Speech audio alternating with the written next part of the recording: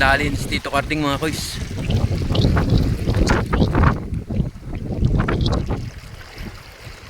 Ano kaya yan? Tanigi, lapu-lapu.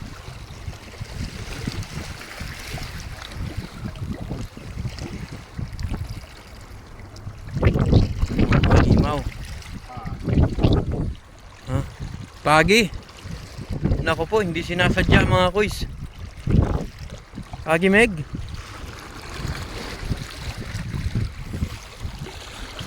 Pagi daw mga koys.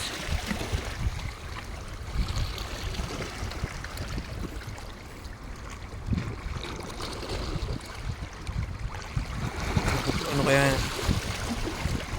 Hinahanap mo yung nilabog Meg, no? Ayan na, nilabog na binigay sa'yo. Oho. Ang laki mga koys. Ang laki mga koys. Ang laking pagi mga koys.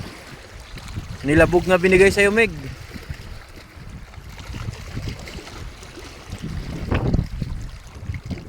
Uy, najig nga.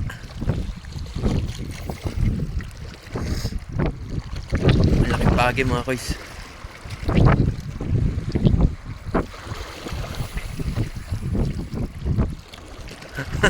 Nangalay na si Tito Karding mga koys. Ako po.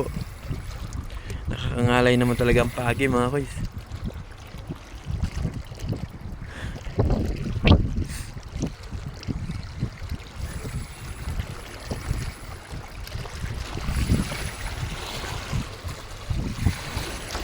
Malaki kasi siya mga koys, malaki. Na ano siya, na foul hook ni Tito Karding. Sakto at ang pagdaan. Nangalay na si Tito Karding mga koys.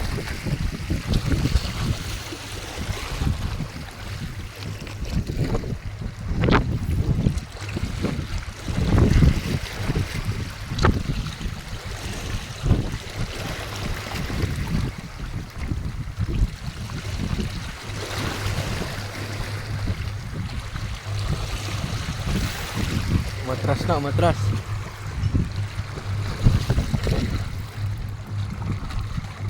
Umatras na si Tito Karding mga koys.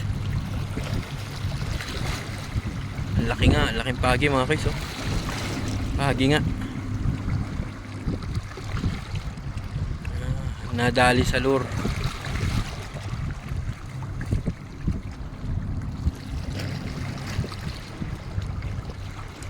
Sagap ka nila bugme, gara na.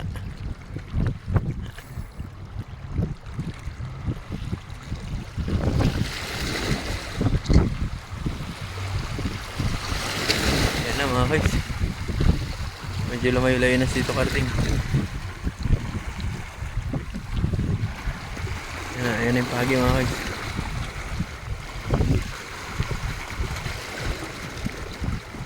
Ang haba ng buntot nyo. Ano mga guys, wala na. Matras sa Tito Karding.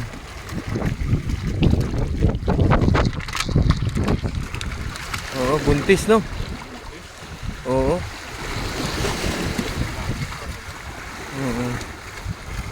Buntis mga koys. Kaso baka magpalo sa'yo yung buntot niya Meg ba?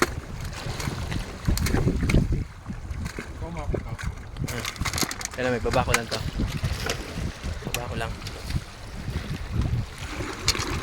Baba ko lang. Yan mga koys, tawakan natin si Tito Karding matatanggal. Angat pa konti Meg. Baka may buntot niya ba? Nakakatakot yung buntot niya. Ano mo na, para maano mo. Busog lang ako.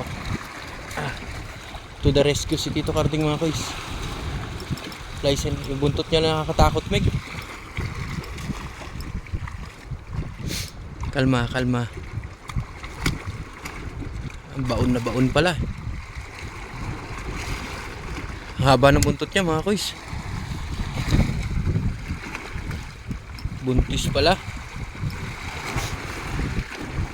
Buntis mga koys. Kaya kailangan daw pakawalan, sabi ni Tito Karding.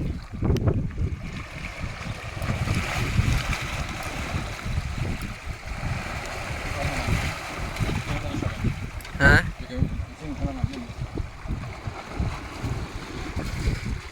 kakayanin talaga. Takot din kami dito karding mga kuys kasi delikadong pagi, di ba? Yung buntot.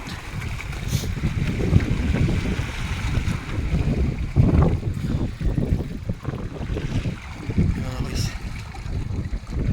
Ayan na. Ayan na. Okay. Hindi ko na masyado ilahin, Meg. Para hindi na magwala.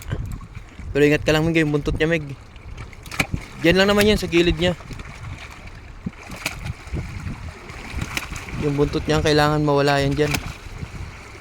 Doon naman yung kanyang ano, Meg, ayan lang naman eh. Yung kanyang tinik nandiyan dyan sa malapit sa kanya.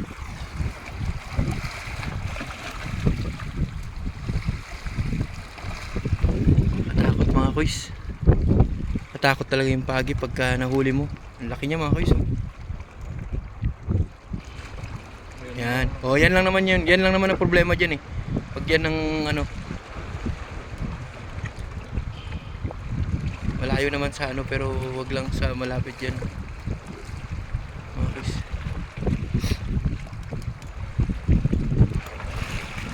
Buntis to sabi dito.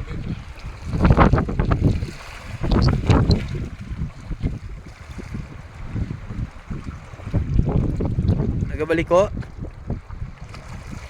Yung mga kuys, gumawa ni Tito Carding yung kanyang plier. Kasi yung plier ko bumabalik ko.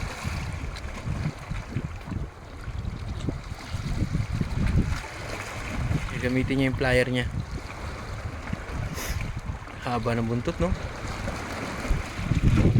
Yan mga kuys.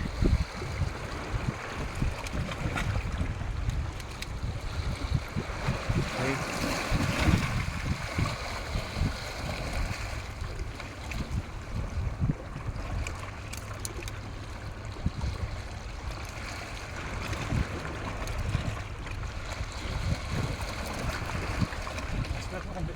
Exercise ko ito.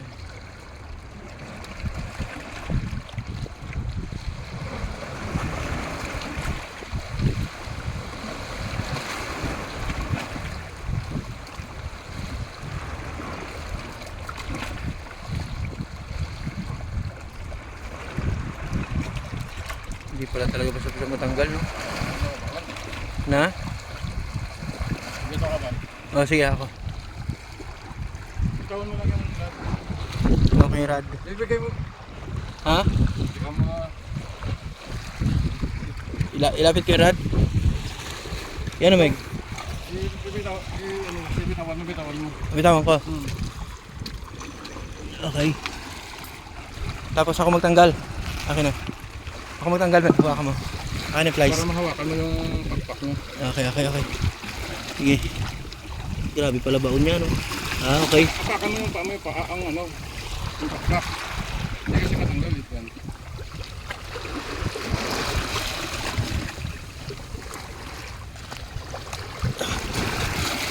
Oh. Grabe. Hawak ko. Dahil lang. Pero dito ka din mga kuys. Buntis mga kuys. Kaya pakawalan ni Tito Carding.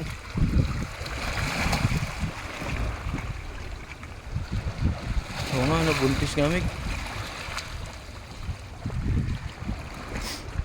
Kaya mo na, Meg, magano yan. Makuhan din naman yan. Walang atras kasi yan, yung price bag. Walang atras. Wala daw atras mga kuys. Wala daw reverse. Wala daw reverse yung pagi mga kuys.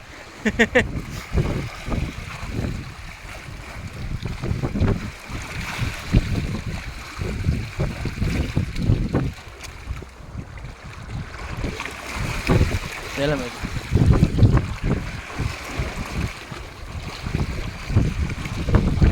Bitawan ko na tong rad mo, Meg. Bitawan ko na tong rad mo. Hanapan natin. Yan mga kuys, oh. Itulak natin. Itulak natin mga kuys. Atay panulak. Subukan natin may tulak. Kasi para makabalik siya, wala siyang atras eh. Mahaba, mahirap. Mahirap yan, Meg, baka maabot tayo. Wait lang, tingin tayo na mahaba.